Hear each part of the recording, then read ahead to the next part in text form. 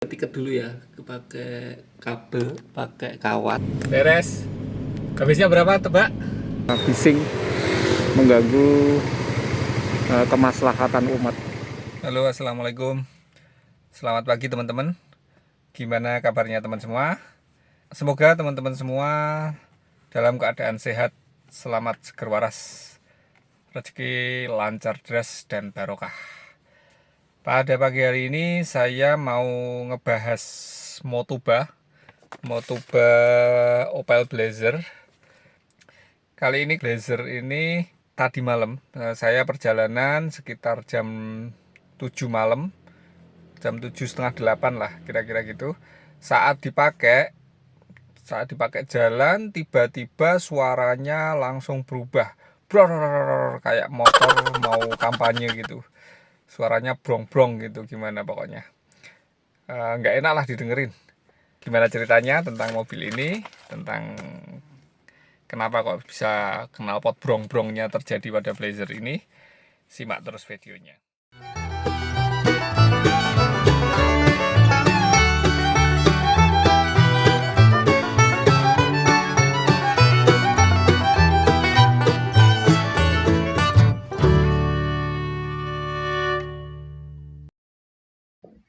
Jadi tadi malam itu mobil ini toh suaranya kan tiba-tiba brong-brong gitu. Terus saya berhenti, minggir, kemudian saya cek. Saya cek malam-malam, ternyata knalpotnya pecah. Pecahnya tuh kayak gini. Nah, kemudian karena malam hari bengkel sudah pada tutup, ya kami jalan pelan-pelan. Pelan-pelan sampai kurang lebih perjalanan dari tempat kejadian sampai rumah tuh kurang lebih 2 jam. Kami jalan kira-kira dengan kecepatan 30-40 gitu, nggak bisa kenceng ya, nggak berani kenceng, soalnya suaranya benar-benar memekakkan telinga, ganggu, benar-benar sangat mengganggu. Lari 50 ke atas itu sudah suaranya bising banget begitu. Jadi sampai di rumah, kemudian saya cek, kemudian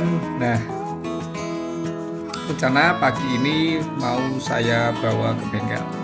Tapi gimana ya supaya solusinya agar tetap suaranya nggak terlalu berisik, ya tetap suaranya parah tapi nggak terlalu berisik. Kemudian saya akal-akali kayak gini.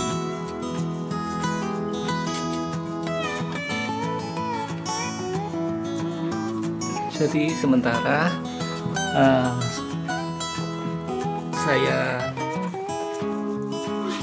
ketika dulu ya, pakai kabel, pakai kawat. Kemudian nanti saya lihat, nanti pakai motor dulu, melihat apakah bengkelnya buka.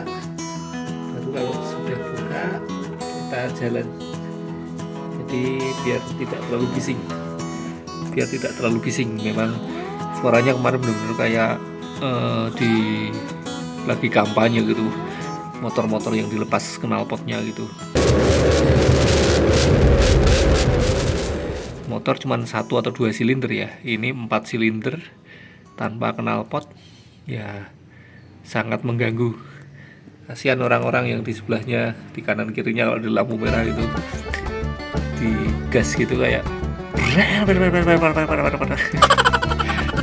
Oke, kita cari bengkel dulu.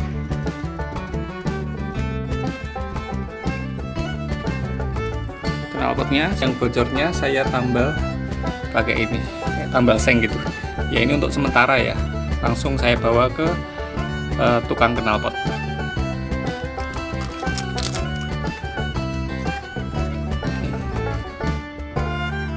Dipaskan yang ke tempat bocornya ya, ngikat saja biar nggak terlalu. Nah, ini tambal talang ini saya pakai biar ngurangi untuk meredam ini ya, meredam suaranya saja. 2000 years later. Knalpot yang biar suaranya kayak kampanye. Jadi cari knalpot dulu, cari bengkel dulu pakai motor, kalau buka baru jalan pakai mobil. Karena kalau langsung pakai mobil nanti muter-muter suaranya bising, mengganggu kemaslahatan umat, ketertiban bangsa dan negara terganggu. Oke, yuk.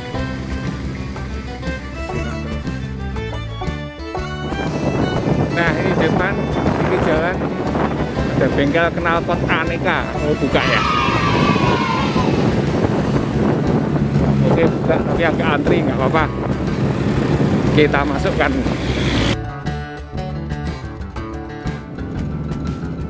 Ini saya jalan pelan-pelan.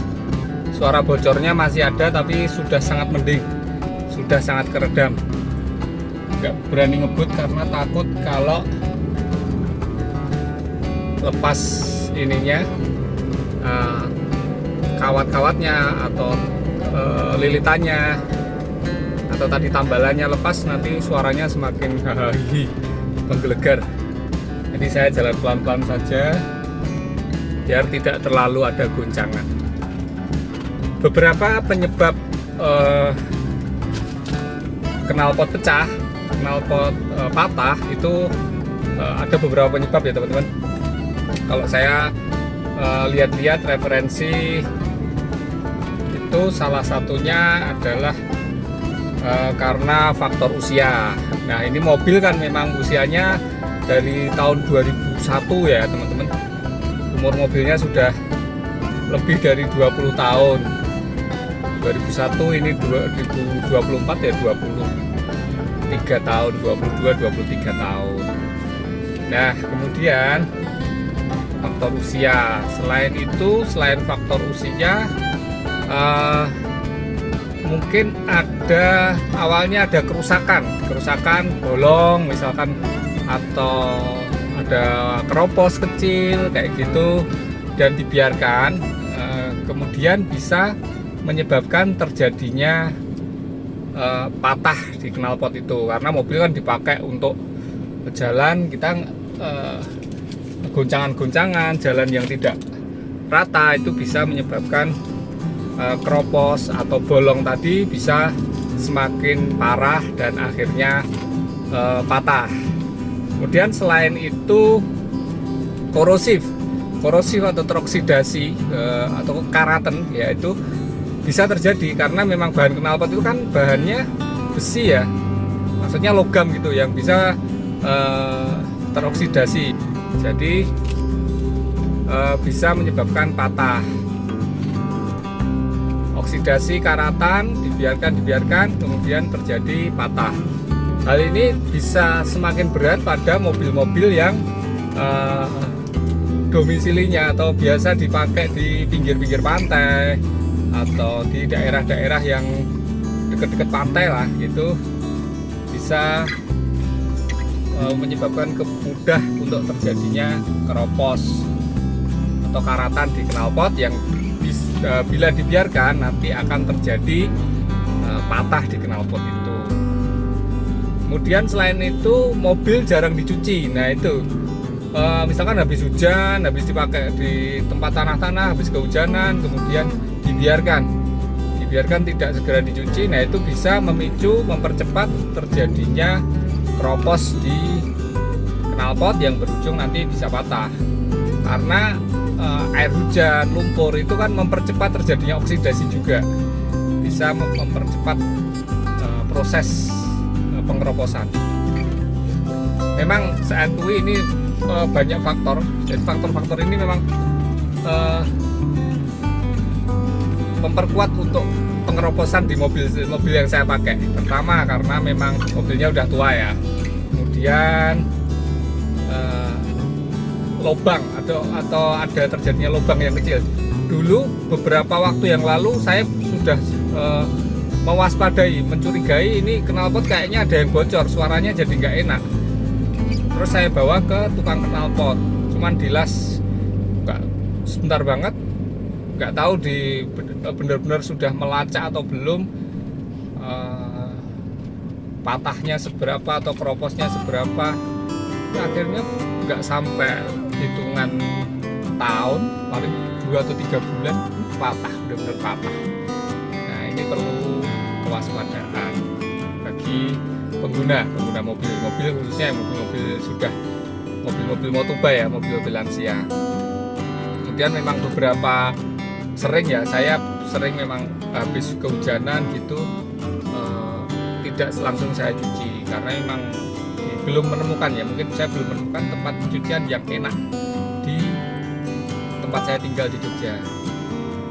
Saya belum menemukan.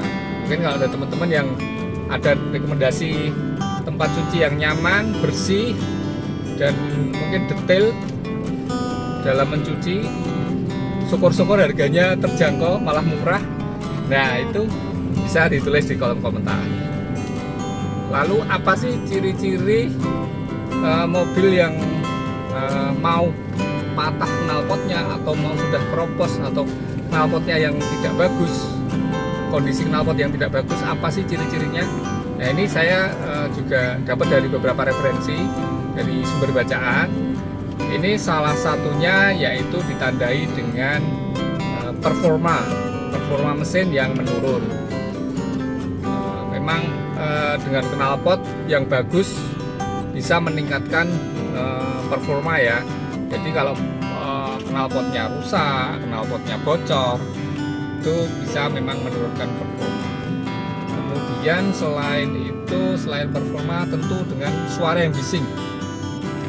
Suara knalpot yang tidak lazim itu kan kedengeran sekali ya. Khususnya bagi teman-teman yang mungkin aware banget dengan mobil, ada suara berisik sedikit aja sudah nggak nyaman gitu, mungkin ya sensitif dengan suara-suara gitu, bisa menjadi penanda awal bahwa knalpot kita bermasalah. Tentu tidak hanya knalpot ya, mungkin ada di tempat-tempat lain, di kaki-kaki, di mesin, itu juga bisa bikin suara yang nggak nyaman. Tapi setidaknya dengan suara yang tidak nyaman, suara yang bising, suara yang mengganggu itu, kita aware bahwa itu ada masalah di mobil kita.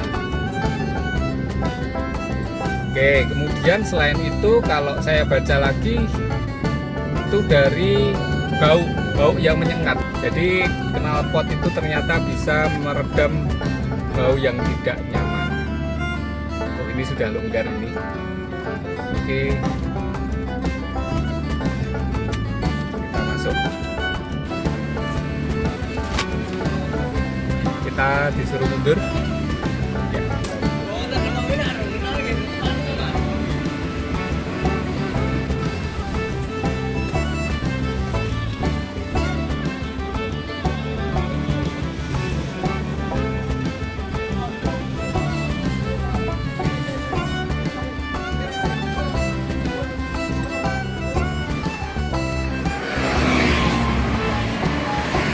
'Lagi di aneka knalpot.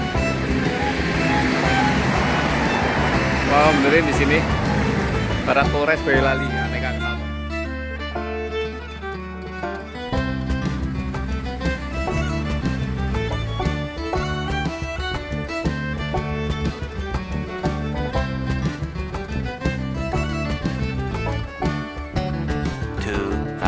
Years later. Nah, ini kelas-kelasannya kemudian ditambah plat ya, tambah plat besi gitu. Semoga bisa awet. Sudah kelar, beres. Habisnya berapa tebak? 50.000 saja. Kelas terus ditambah plat untuk memperkuat. Semoga awet. Suaranya sudah halus. Bismillah, semoga awet. Oke, begitu dulu teman-teman. Jangan lupa klik like, share, and subscribe agar channel ini semakin berkembang. Terima kasih buat teman-teman yang sudah subscribe. Semoga selamat, sehat, seger waras, rezekinya deras, lancar semuanya. Untuk teman-teman yang mungkin baru saja lihat video ini, bisa cek video saya sebelumnya, kali-kali ada sesuatu yang bermanfaat yang bisa diambil hikmahnya, bisa diambil pelajarannya. Oke, terima kasih. Wassalamualaikum warahmatullahi wabarakatuh. Bye bye.